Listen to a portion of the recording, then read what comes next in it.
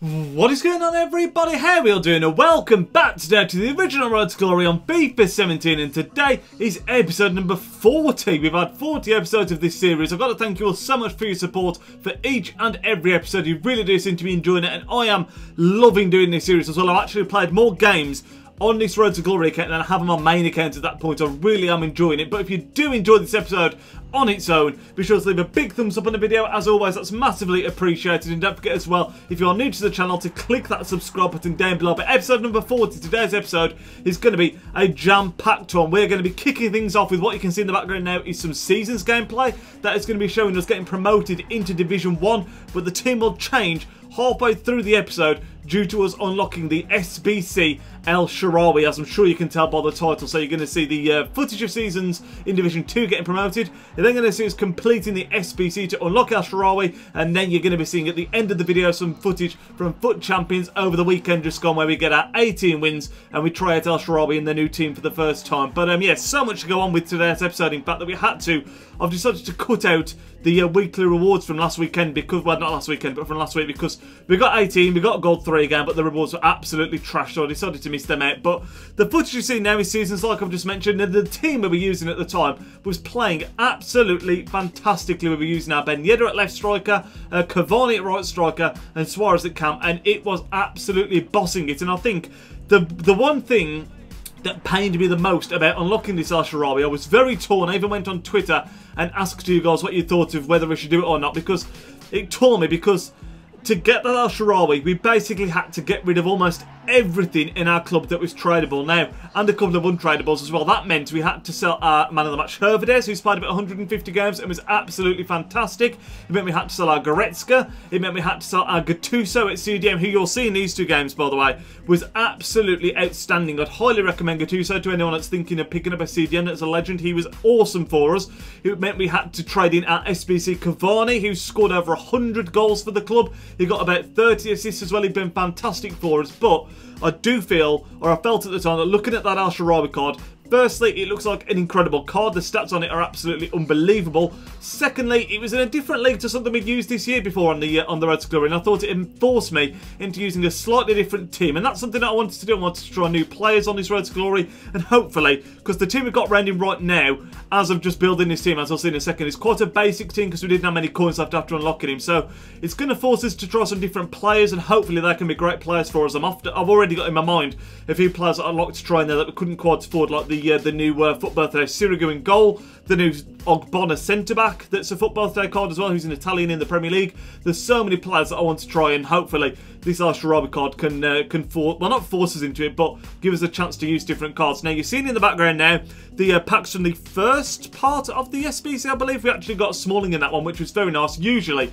I'd have kept him to use, but he sold for 7+ K at the time because of the 84 rating is needed for some other SBCs, so we sold him on.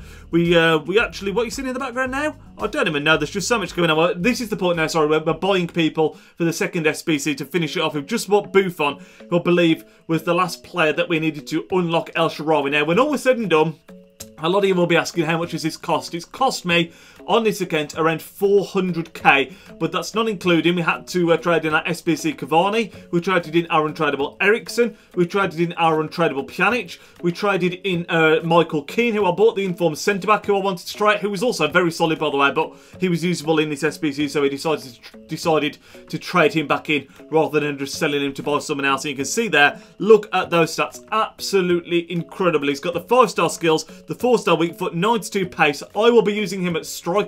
You'll see the turn up slotted him into in just a second after you've seen the second pack from the SBC itself, which again turns out to be absolutely pants. But like I say, it's going to force us to try different people, and I'm really looking forward to that. Hopefully it can take the Road to Glory into a fresh direction. And the front three that we've got, by the way, now, we've got the Red Martial at left striker, we've got the Sbc El Shaarawy at right striker, and then the Sbc Suarez at cam. They are an unbelievable front three. I said back a few weeks ago that the best front three I've used were Suarez, Cavani, and informed Ben Yedder. This might just be better, just because El Shaarawy and Martial just match each other so well. When I do the give and goes, they've both got the pace to run and the defences. They are both absolutely unbelievable. You can see the team on the screen now. We've got the Ibora at centre mid, still using him, of course, the untradeable. We've got Mangala, we've got Jimenez, we've got Sbc El Shaarawy, who was okay, and we've got Perez at right back, who I did end up changing for Florenzi at some point because a lot of people had recommended him, and he's been very solid. Perez was solid as well, but that is the team that we're going to be rocking in with for now.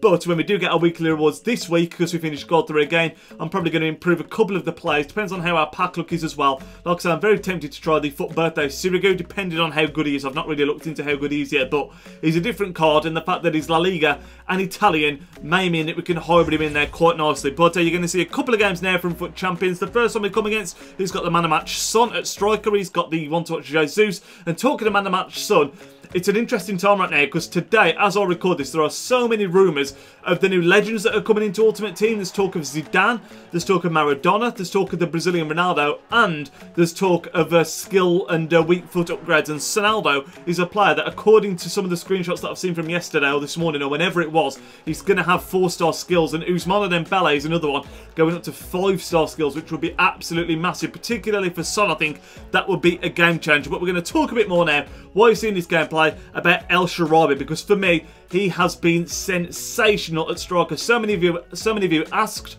when I said on Twitter that I was unlocking him, how is he? Is he any good? Is he worth picking up? For me, 100% yes, and there's a few reasons for that. Firstly, his card performs to a godlike standard. He is an unbelievable card in the game. Secondly, you're not going to see a better El Shaarawy card this year. He's not going to beat his rating, even if he was to get a team of the season card that could potentially match his rating. He wouldn't be at a cam, he'd be at a left wing. So that is another reason to pick this card up, because there is never going to be another card that's the same, in my opinion, unless potentially he played up front for Roma 1 week and got an inform. But it's just so unlikely to happen that is going to be the only central card that you're going to get from that guy. Now, you're seeing in the background as well, the team is playing fantastically. Like I said, the front three were unbelievable. El Shaarawy was unbelievable. And if you were to ask me, would you recommend doing him? I would say 100% yes, as long as you've got some coins left to spare. He's not the kind of player that I think, like when we got Suarez, it was all the eggs in one basket. We knew that was going to be all we had. He would be someone that I think you need a team around. He's not going to potentially carry a team, I don't think, but he is someone that is absolute. I say he couldn't carry a team. He probably could. He's that good. His long shots are unbelievable. His finishing is unbelievable. Great dribbling, great pace. Maybe I'm not doing him justice. Maybe he could carry a team, but Suarez to me was the kind of player you could literally unlock him, and even if you had a bronze team around him, he could still probably do a job. Whereas El Shaarawy is the kind of player that potentially, because we're playing him at striker especially, is going to need a little bit of service. But I think that's just about everything we wanted to talk about in today's episode, to be honest. Like I said, we had pants rewards last week, so you're not going to be seeing them. We will get rewards this week that I 100% will show you. And the other thing that's worth mentioning, in this episode, while FUT Champions is going on, is that we did get the Gold Monthly again very, very comfortably, and that means that we're going to get 3 more red cards in a couple of weeks' time. I don't think it's going to be this week, but I'm hoping it's going to be next week. So there's going to be some more red cards coming into the club, and they could also influence what kind of team that we build in the future. And it does also mean getting El Shaarawy, opening up another league, is that we're open to more players at this point. If we got a Serie A red that could be useful, that'd be great. If we got a La Liga red, that could be great. And if we got a Premier League red, that could be great. And even Bundesliga wouldn't be the end of the world, just because it's a league I like playing with anyway. But lots of options, and this Road to Glory could go in any direction right now. I'm very excited with the team. I'm very happy with the position that it's in, and I'm very, very glad that we picked up that El Shaarawy. But that is going to end off the episode, lads. If you did do it, like I said, if you did enjoy it, sorry, leave a big thumbs up on the video. If you have unlocked El Shaarawy, is what I was going to say, let me know what your thoughts are. But for me, he's been absolutely unreal, and I'd highly recommend it. You're going to see now 9 goals and 1 assist in the first 8 games, all in FUT Champs. Absolutely fantastic. But that's ending it up, lads. Enjoy the rest of your evening. I'll speak to you all in tomorrow's video. Nidge out.